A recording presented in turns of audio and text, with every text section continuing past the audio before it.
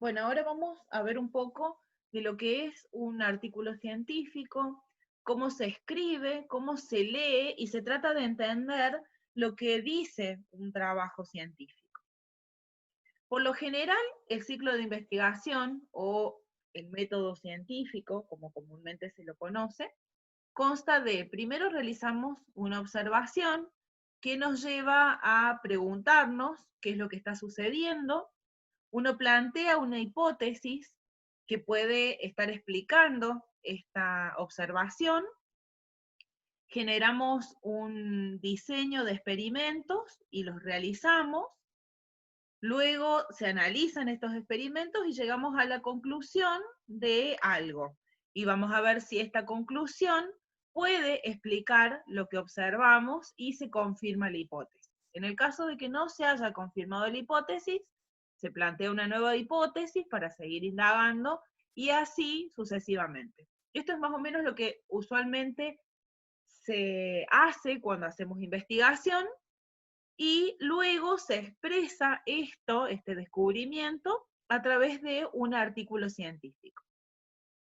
Bien, para escribir un artículo científico, nosotros tenemos que considerar cuál es la audiencia, quién va a ser la persona que va a leer este artículo. ¿Para qué lo realizamos? Es decir, el propósito determina la estrategia que nosotros vamos a utilizar. ¿Qué vamos a hacer? Vamos a informar, vamos a comunicar, vamos a hacer un resumen, un review de todo el estado del arte, de la temática.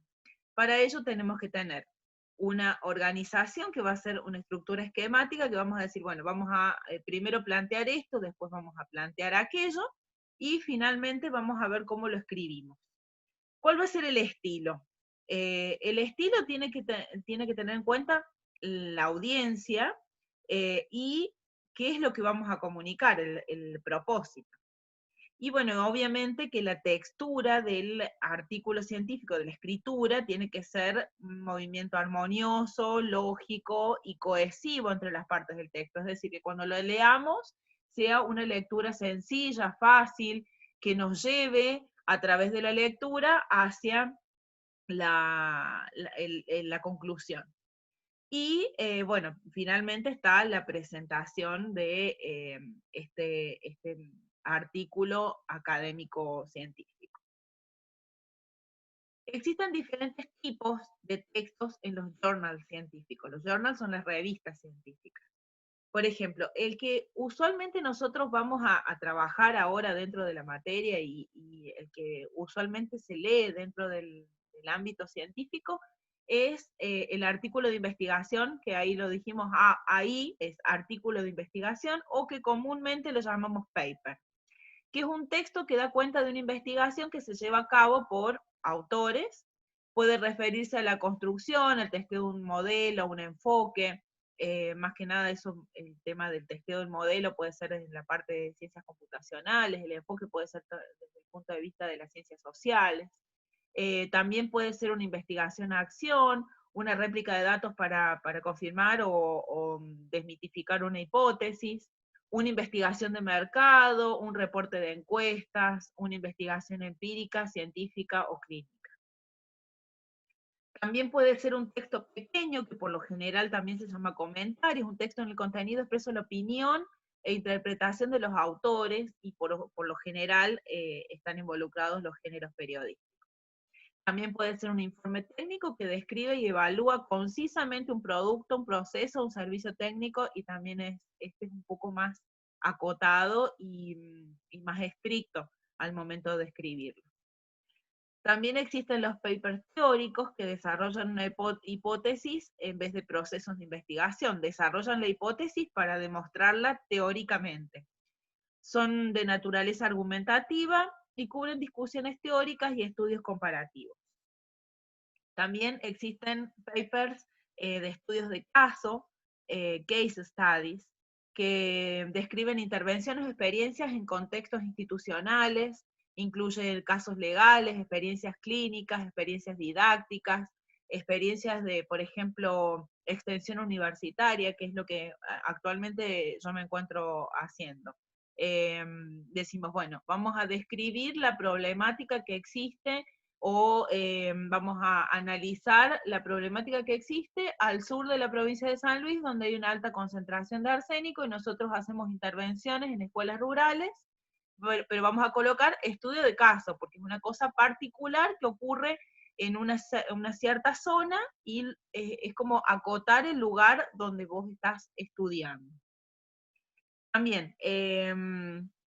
existen reseñas, que es una crítica de un libro de reciente publicación, resume brevemente el contenido y lo posiciona en perspectiva en el marco global de la disciplina, pero bueno, también la reseña es bastante subjetiva. Y también dentro del ámbito científico leemos reviews. Los reviews que yo los nombraba hace un ratito, un review registra, critica y comenta sobre el estado del arte de un área en particular, brinda datos sobre los principales aportes y perspectivas de un tema hasta el día de hoy. Es decir, que hace un paneo general de lo que se estudió antes, de lo que se está estudiando ahora y de lo que tal vez puede estar estudiándose en el futuro. Por lo general los reviews son escritos por personas que tienen mucha relevancia sobre el tema, son personas distinguidas dentro de la temática, y lo que hacen es decir, bueno, Juancito Pérez hizo tal cosa, pero bueno, Pedro González hizo tal cosa en otro lado, y así sucesivamente, y hacen como una recopilación de muchos estudios referidos a la misma temática, y esos son los más interesantes, porque usualmente son escritos por personas que saben mucho sobre la temática, y además una recopilación de información muy buena. Así que siempre yo recomiendo leer, si vamos a comenzar a trabajar sobre una temática, buscar un review para que nos dé un paneo general de lo que se trata la temática, cuáles son las cosas que se han estudiado, cuáles son los materiales que han utilizado, las perspectivas teóricas. Bueno, la verdad es que los reviews es lo primero que uno hace cuando comienza a trabajar sobre una temática. Y después, bueno, está el review general. Bueno, ahí justamente lo que yo estaba diciendo, que está reservado para expertos prestigiosos de una disciplina, y presenta un análisis histórico de un concepto, técnico o fenómeno, y tiende a ser descriptivo e instructivo más que argumentativo. Bueno, ¿para qué sirve el artículo científico? El artículo científico es un informe escrito que comunica por primera vez los resultados de una investigación. Esto es por primera vez porque tiene que ser nuevo, tiene que ser un aporte nuevo a la ciencia. Está bien, el artículo científico, bueno, son publicados en miles de revistas científicas y componen la literatura primaria de la ciencia. Es el lugar en donde uno realiza una discusión global o mundial con otras personas que están trabajando sobre la misma temática. Es decir, que dentro de un paper publicado, uno dice, bueno, yo encontré esto, pero bueno, Juancito Pérez, que está en la India, encontró otra cosa. Bueno, pero lo que pasa es que Juancito Pérez puede haber hecho tal cosa, y mis resultados se explican no por Juancito Pérez, porque sus circunstancias son diferentes, sino por Pedrito González, que también hizo tal otra cosa, y sus conclusiones son similares a las mías, porque sus condiciones experimentales son similares a las mías. Entonces uno está charlando con Juancito Pérez y con Pedro González al mismo tiempo dentro de la discusión, ¿está bien?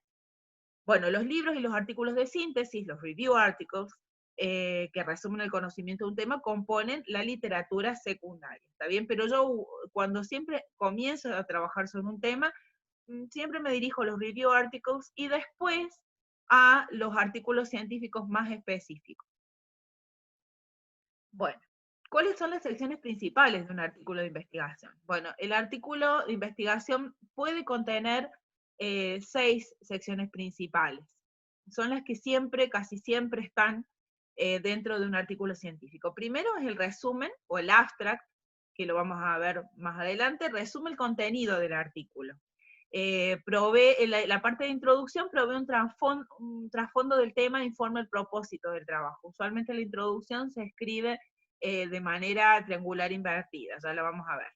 En los materiales y métodos explica qué tipo de materiales se utilizó y cuáles son los métodos que se utilizaron para investigarlos. También se explica cómo se hizo la investigación. En la parte de resultados, muchas veces la parte de resultados y discusión está junta. En la parte de resultados se presentan los datos experimentales tal cual se encontraron. Y en la parte de discusión explica los resultados y los compara con el conocimiento previo del tema, y ahí es donde yo les digo que existe ese diálogo con la comunidad científica mundial, porque yo ahí puedo citar a diferentes personas que están trabajando con sistemas similares a los míos. ¿Está bien? Y ahí puedo explicar o no los resultados que yo estoy obteniendo. ¿Está bien? O sea, puedo explicar o contraponer otras hipótesis a lo que está diciendo otra persona en otra parte del mundo. Y después al final viene una parte que es la bibliografía, que es la literatura citada, y al final de esta exposición vamos a ver cómo se cita.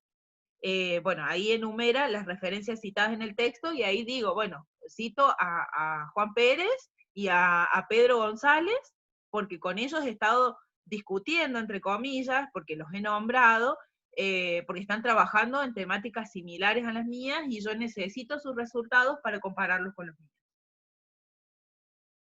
Bueno, ahí vemos un poco lo que es en forma gráfica el artículo de investigación. Está la parte del abstract, que el abstract es el resumen, ahí decimos en pequeñas frases todo de lo que se trata el artículo que se desarrolla después a continuación. En la parte de introducción dijimos que era un triángulo invertido porque voy desde lo más general a lo más específico. Es decir, si por ejemplo yo estoy estudiando, me cito a mí misma, me pongo como ejemplo, me autorreferencio. A ver, voy a hablar sobre arsénico en el agua. Entonces, primero comienzo hablando del agua, que el agua es un bien, es un derecho humano universal, ¿está bien? El derecho al agua potable. Después digo la problemática de la contaminación, de la presencia, digamos, de diferentes factores que afectan la calidad del consumo de agua potable, ¿está bien? Después puedo hablar sobre cuáles son las fuentes de contaminación, después puedo hablar de los metales pesados, y así me voy achicando, me voy acotando. Y después de los metales pesados hablo específicamente del arsénico. Y después del arsénico hablo específicamente de las enfermedades que se derivan del consumo continuo de arsénico en agua. Y después hablo de Argentina, y digo, en Argentina hay ciertos lugares en donde hay altas concentraciones de arsénico en agua potable o en agua de consumo. Y después hablo de San Luis, y después hablo del sur de San Luis, y ahí, digamos, voy acotando el tema. En el método eh, hablamos de, perdón, en el método hablamos cómo estudiamos el problema, cómo lo abordamos, qué materiales utilizamos, qué materiales, qué métodos utilizamos, métodos analíticos, métodos experimentales utilizamos para analizar este problema. Después, cuáles fueron los hallazgos, es decir, se reportan en los resultados, y después vamos a la discusión, que ahí justamente comenzamos a hablar de por qué es importante hacer el estudio que nosotros realizamos. O sea, ¿qué significan nuestros resultados? ¿Qué aportamos a la comunidad científica global?